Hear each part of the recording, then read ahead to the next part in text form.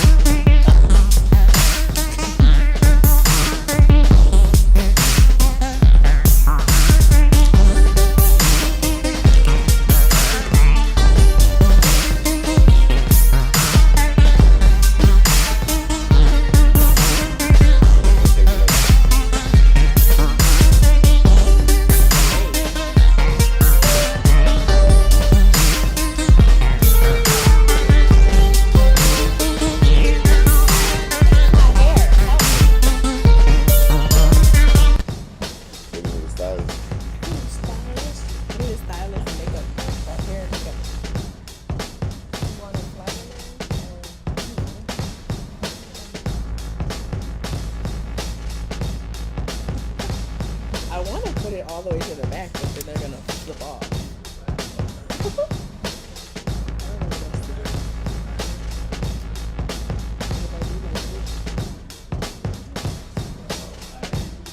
Here.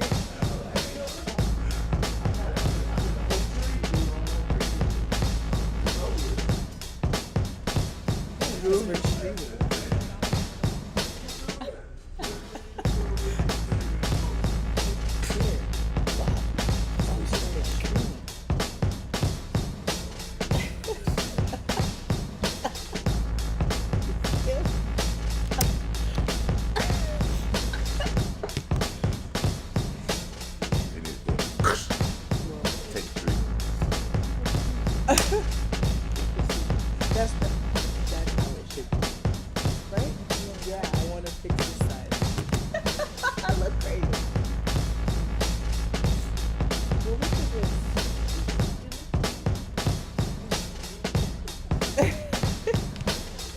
Let me see. Okay, that is it. Yes. They need snacks on this set.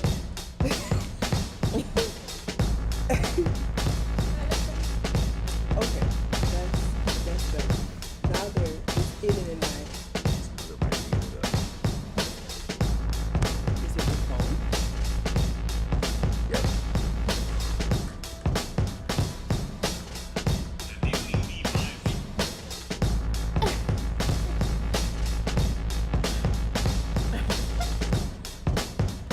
I needed it.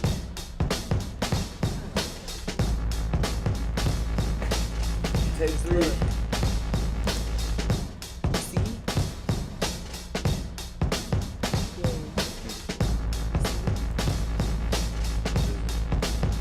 She said she just heard me say that they need snacks on this set. Lisa said.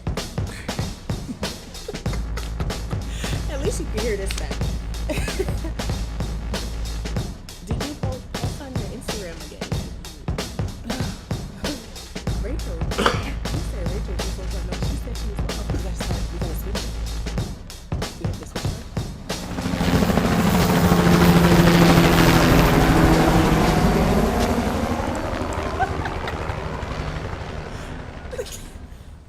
What happened to the camera?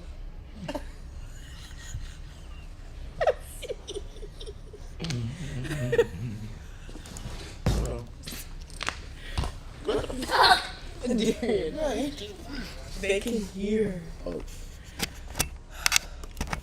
You completely. Oh, the mic is on now. I mean, the camera. But you just messed up audio. Okay. All right. Can you hear us? We're gonna wait. can you hear us? Can you hear me now?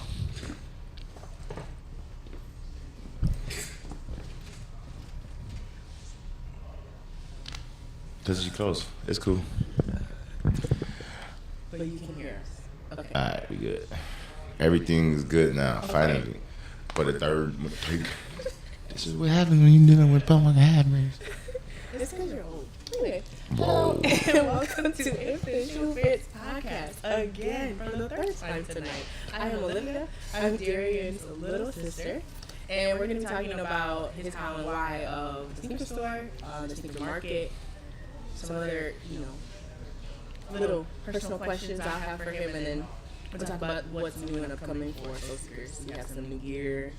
We just recently did a photo shoot, or a product shoot, a branding photo shoot. So we'll talk about some things. Do you have anything to say? To welcome? What's going on, everybody? We're back again. We're back again. They said they can hear us, so hopefully we can get this one done. Okay. Takes only 45 minutes. Okay, we're going to start off with you discussing your how and why of the sneaker store, Soul Seekers. Okay, well, my why is because I've owned a bunch of businesses in the past before, you know what I'm saying? And just because of the change of, like, things being accessible to people, and, like, I had car shops and stuff like that. Now you buy a car, and they come customized and stuff already. So I just took my money and invested in something else. So we started this thing called Soul Seekers Expo to try to see if anybody in the area, like, if this would be something that the people in the area would grasp and deal with and, you know what I'm saying, like, shop, you know what I'm saying, if this was something that they would like to have interest in, you know what I'm saying. And when we did the expo, I did 2 of them before we decided to open up the store. And we opened up the store because there was way more than I thought, way more people interested and involved in the sneaker community than I thought that were in this area. And we don't have a store like this. Well, we didn't when I opened in 2017. We didn't have a store like this. I'd say within 20, 30 miles, you have to go to Chicago, you know what I'm saying, and to basically do that, or you go online to Flight Club, StockX, GOAT, Stadium Goods, stuff like that. So I brought something that the area really never had. So we was like first to the punch, you know what I mean? And we did well. We've been doing good, you know what I'm saying? You get the good and the bad with this type of stuff, you know what I'm saying? Because shoes are priced high, and a lot of people don't understand why they're priced that much, if it paid this much and stuff like that. But opening the store, it also helps a lot of the resellers and stuff, you know what I'm saying? When we first started up, they left a lot of meat on the bone for us to be able to make money and still, you know what I'm saying, be a part of the culture where people will still come in and shop with us and not make us look like we were taxing or, you know, doing too much, you know what I mean? Right.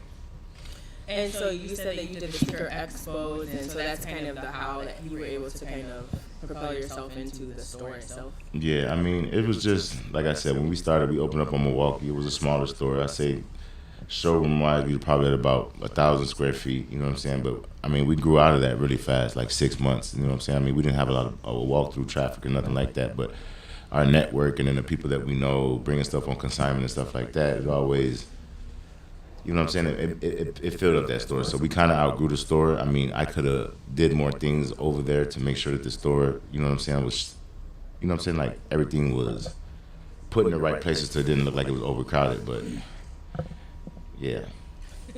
So do you think, was this always on your horizon, like in your plan? No, I never really wanted to own a shoe store or anything like that. I've always worked in shoe stores, you know what I'm saying? But, like, I mean, I've worked in the mall since I was 15 years old, you know what I'm saying? And I worked in Foot Action, Foot Locker, Champs. I worked in all the shoe stores. That's how I got to know a lot of the people and have a lot of the retail plugs that we have is because I used to work in the shoe stores, you know, so.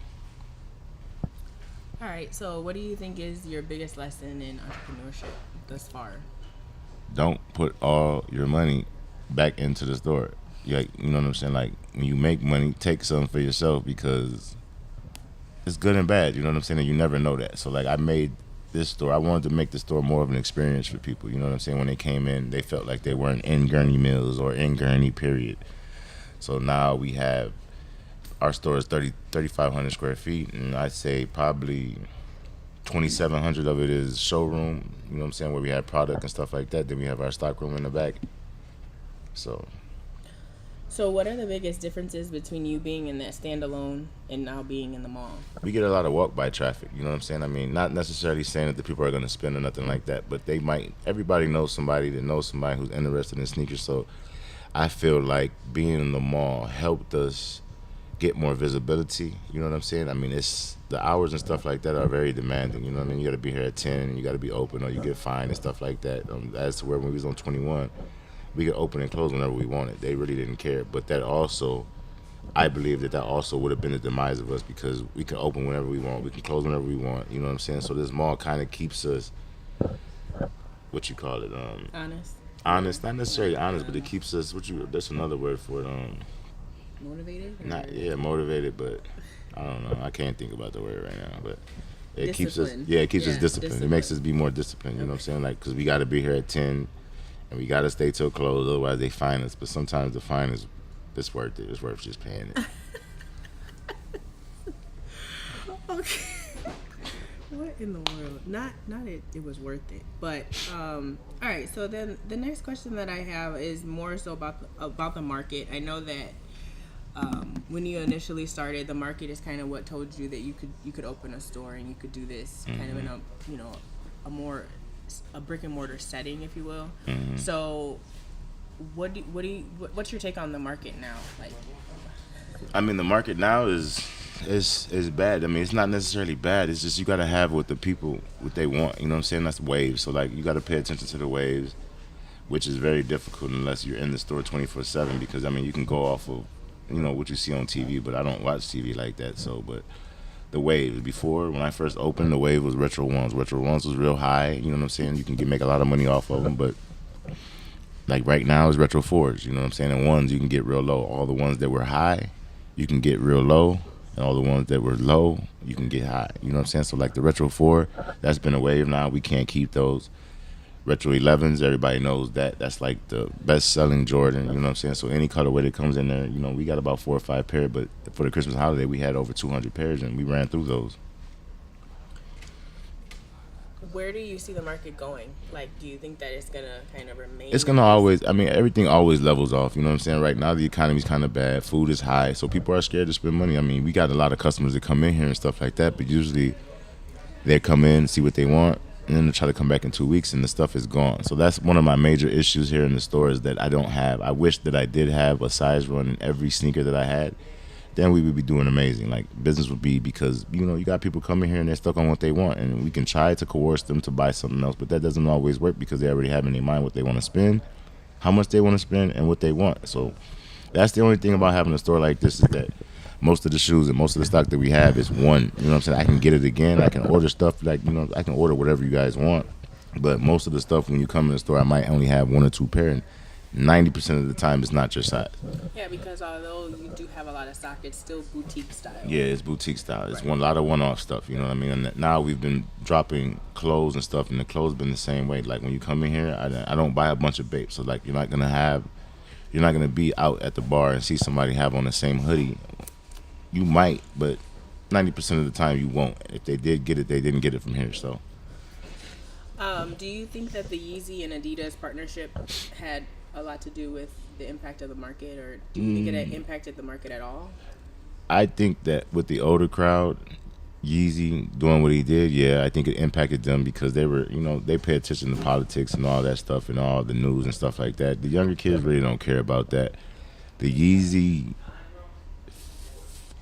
fad phased out maybe, I would say, a little bit before he was doing that. You know what I'm saying? Did all the anti-Semitic or whatever he had going on. Mm-hmm. I feel like it was dropping off before that anyways, because they were dropping too many. You know what I'm saying? And the colorways were so close that people really, it was nothing that made it seem like they was exclusive. And like right now, you know what I'm saying, in fashion, everybody wants to be exclusive. They don't want to look like this person or that person. They don't want to see the same person have the same thing on or nothing like that. So that's why this store works, because when you come in here and you buy the shoe, it's gone off the shelf. You know what I mean? And usually I don't get it again until somebody, either it's a deal or somebody comes in and asks for it, because we do offer this thing called Soul Search, where you guys put down 50% of the shoe. We come up with a price or whatever. You put down 50% of the shoe, and it takes me 7 to 10 days to get it. If the shoe is priced too high, I just send them the stock extra go if I feel like I can't get it in my network. Because, 7 to 10 days is basically, that's me giving myself a bubble. And if I have to call StockX to finally get the shoe and make the little $20, $30, then that's what I have to do. But I try to buy and purchase everything in my network before I go to that extent. So you have the whole wall of Jordans behind us. How do you think that the Jordan brand is going to be looking in the next 5 years? I mean, as far as like right now, Jordan Brand is doing horrible because they're dropping too many sneakers. You know what I'm saying? But as far as like collabs, as long as they keep on dropping Travis Scotts and J Balvin's and stuff like that, I mean, their marketing is bar none. So they know what to do when their quarters or their month is going bad. They just grab a collab, hype it up and stuff like that, and they pretty much let it go. You know what I'm saying? It goes like that. But as far as all their the general releases, like the stuff that people could walk into the mall, I don't think it's gonna do well. But that's why they are doing all the extra collab stuff that everybody can't get, because that absorbs what they can't get off of the general releases that all the people have and see in the mall. That's a lot of shoes sitting. Everything that's dropped, I'd say, since October has been sitting in the stores. You can actually walk in the store and buy it for 20% off. And I believe that this is because they let Jordan Brand not necessarily promote it, but they leak their pictures and they put the shoes out so people know what's coming out already. So they go spend their money somewhere else versus waiting for that Jordan. All right, so you're Jordan over Yeezy, right? All the time. And so, like, I know that when I get a new pair of shoes, either from here or wherever, I look on Google to get some inspiration on how to style them. So what do you, in your opinion, what's the easiest Jordan to style? Jordan 1s, I would say. You know what I'm saying? I mean, the brand, everything changed, but I say Jordan 1 because Jordan 1, like, everybody's been wearing the skinny jeans and the tight leg jeans and stuff like that. Now the fashion has switched back over to stacked, aka bell bottoms, you know what I'm saying? And the Jordan 1 goes well with that, you know what I'm saying? You can wear those with the skinny jeans and you can wear those with the stacked jeans, and it goes pretty well, you know what I'm saying? And then you have so many different colors of Jordan 1s, you know what I'm saying, as far as Jordan 1 mid, high, low, you know what I'm saying? I feel like Jordan 1 has the most colorways available, you know what I mean? I mean, you might have to search and find some stuff, but I feel like they have the most colorways and shoes to be able to match and mix and match with your outfits and stuff like that. So what's the hardest? Because I think that the only time that I've had Air Jordan 2s probably twice, and I say like Jordan 2s, 6s, 14s. 14s. I would say 13s. Do you think it's because of the colorways or the style? It's not the colorway. I feel like it's the style. You know what I'm saying? You have to wear certain things with those shoes. You know what I'm saying? Some of them are bulky, some of them are skinny, some of them are round. You know what I'm saying? Your outfit has to kind of complement your shoes. But like I said, in the past, fashion, you had to match from head to toe. Now you don't match from head to toe. Your shoes are your loudest attribute. You know what I'm saying? The loudest thing that you wear is your shoes. Then you go to your belt. So it's basically your accessories.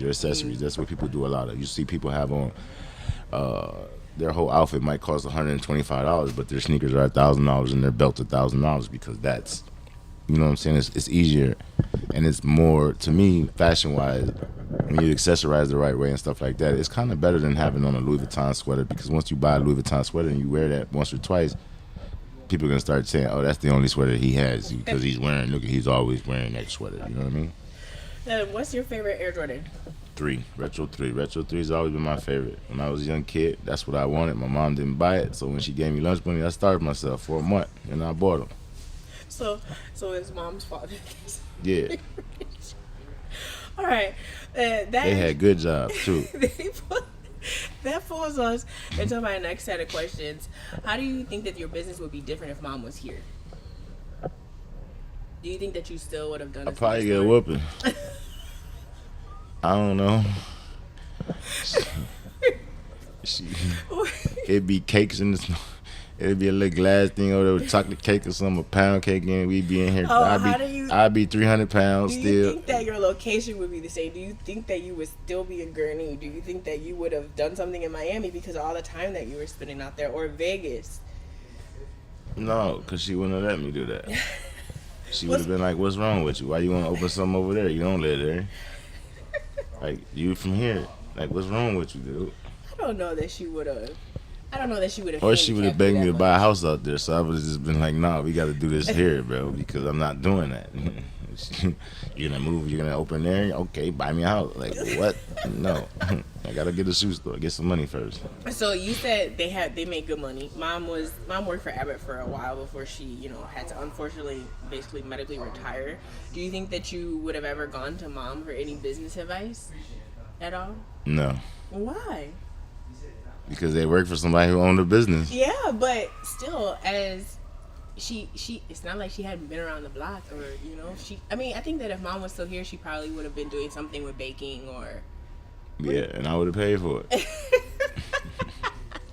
So what does it matter? So you trying to say like, well, what she wanted to do, try to kind of take over what I'd be doing? No, I still just do what I would do. You know what I'm saying? Because I wouldn't want to take nothing from her or nothing like that. You know what I'm saying? I mean, I'm pretty sure that if she was still alive or whatever, and she came into the store, I think that she would more or less get on the people that are around me more than she would get on me. She would get on me after she got on them. You know what I'm saying? And talk to them about certain things that she feels needs to be done and that they're not done. Certain things that she knows that I like, and just little things here and there. But I mean, other than that, she wouldn't come in and try to micromanage nobody, because she wouldn't want to disrespect me or overstep my boundaries and make it seem like everything that I work for is hers. You know what I'm saying? So right. So then she would have a different approach to attack the things around you that could have a negative impact. It's a very different approach than you. I don't know what that means. If you're saying that mom will come in and talk to the people around that maybe weren't doing what they're supposed to be doing, she would address it in a way where it probably would have been sewed up nicely, and then I don't know. I mean, she could whoop dude the nephew. He can get whooping too. All right. So anyway, I just got other people that's on payroll. They got their sign in the back. They be reading like, "How's your day? Your boss did good. You need to talk to OSHA or somebody." So okay. Do you get abused at work?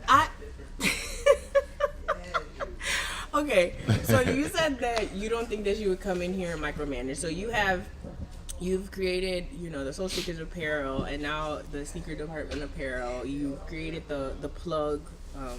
What do you call the figurines? Yeah, right? it's I want to call it like my bear brick. Me and my boy, we did this little.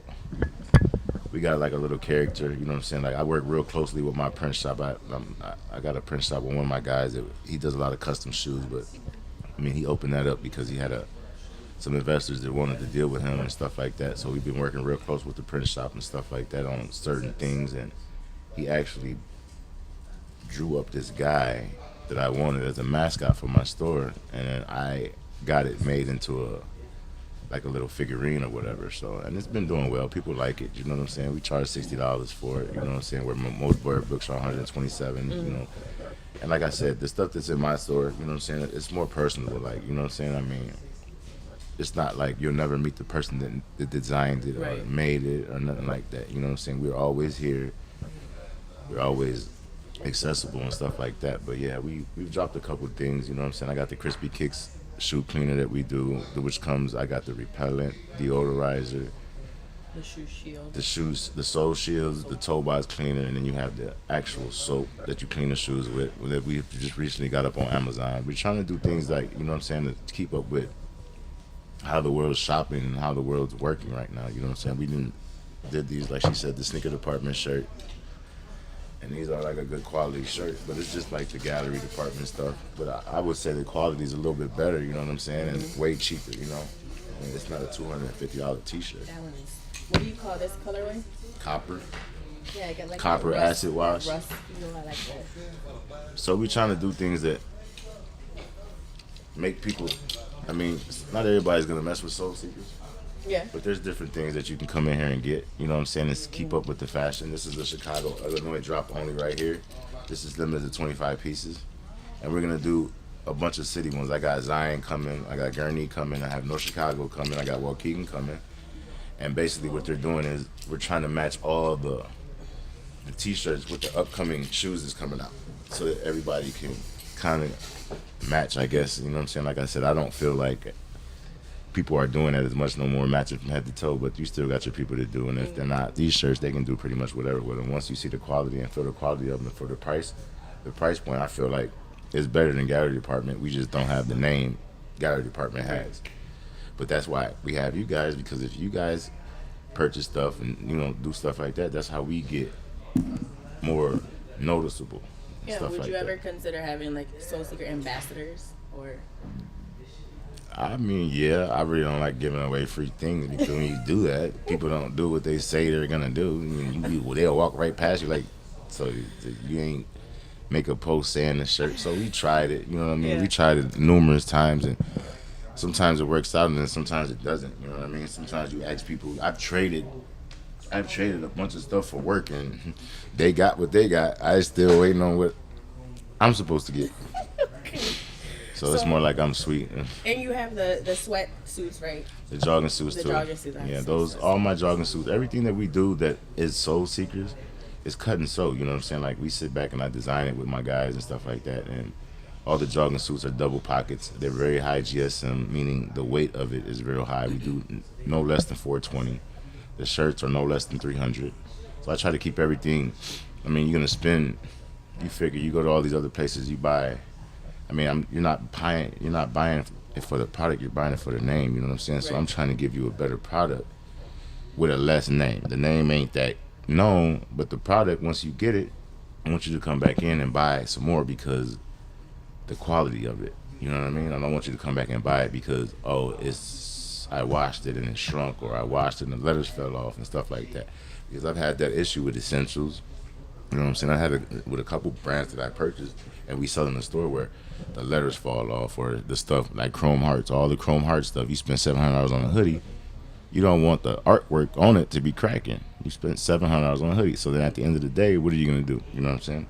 I try my hardest. Like everything that we do in the store is something that I would wear. I mean, that's all I wear is my store stuff. I mean, besides like jeans and stuff like that, I'm not gonna make a denim or nothing like that. But the t-shirts and the hoodies, I wear that stuff every single day. Right, and you have those in here too for sale, right? Yeah, we just recently before Christmas, you know what I'm saying, I always load up a couple things before Christmas because Christmas gets real busy. So we do have guapi jeans in stores too. You know what I'm saying? We have about 8 different styles, and their retail prices, no upcharge or anything on that because I have an account with them. And we have a few. I mean, there's a few things. Our normal Soul Seekers t-shirts, they're like $40, and you get 20% off. Other older ones, you know what I'm saying, they're out of season, and the sneaker department shirts are actually $60. And if you buy all 5, if you buy 5 of them, you get one free. We have 6 total shirts, so if you purchase 5 of them, you get one of them for free. And like I said, if you're a continual customer and stuff like that, we look out for you. You know what I'm saying? The prices that are on the bottom of the shoes and stuff like that is not always what you pay. You know what I'm saying? Some of the shoes in here are on consignment, so that's what you have to pay because I have to pay the person that brought the sneaker in here. But some of the stuff, if you're a customer, I'm willing to work deals with you and stuff like that. You know what I'm saying? But if you're not a customer, you got to build that. You got to build that relationship just like with anything. You know what I mean?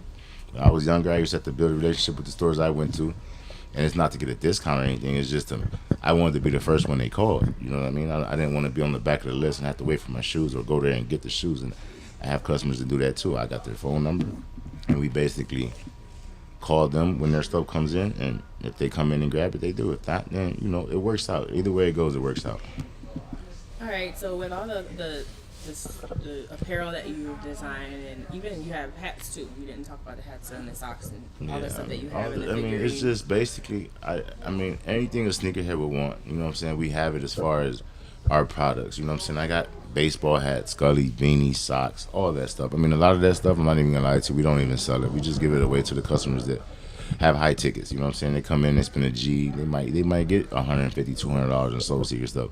But that also is promoting my brand versus being on Facebook spending $200-$300 to giving the money to somebody I don't know. I'd rather give it to my customer. Hey, here goes a beanie. They're gonna wear it. Facebook, I do the ads. Yeah, it gains us a lot of traffic and stuff like that, but I can't dictate who it is that sees the ad or who wants to interact with us and stuff like that. I was talking to somebody at 65 years old the other day that didn't know nothing about shoes, and I stood in my Facebook, my DMs, and I talked to the lady for about 2.5 hours about sneakers, and I mean, nothing came from it, but she gets to understand it, and maybe she knows somebody that buys sneakers and she'll pass the word on, you know what I'm saying? So when do you think that you're the most creative to kind of come out with all these different the different designs for the t-shirts, for the jogging suits? It's not even really being creative. I do a lot of design jacking. You know what I'm saying? Like, I'm not gonna lie to you, I do. Like, I mean, I see, okay, you see the shirt say sneaker department, gallery department. Oh, I didn't design that. I just changed the word. It was gallery, I put sneaker. I didn't stole they fade, I didn't stole the acid wash, I stole everything. I just didn't steal their price point. But if y'all want me to, I'll charge y'all $240 for the shirts. I'll charge you could at $240, you could buy 4. You could buy 1 for $240, I give you 4 free. It's like what they call it, a 4 for 4. Yeah. So, what do you think is your biggest win or accomplishment as a business owner thus far, aside from how many years you've been in business? Because most businesses fail after 5 years. Most small businesses. Well, they need to talk about the next 5 years. Shit. So, what is your biggest? I might win? be getting up out of here. Anybody on here watching, you want to buy? Know somebody got some money want to buy this money? Call me, please. What is your biggest win? I want to buy a bunch of cars and sell them on Turo or rent them. What'd you say? My biggest win?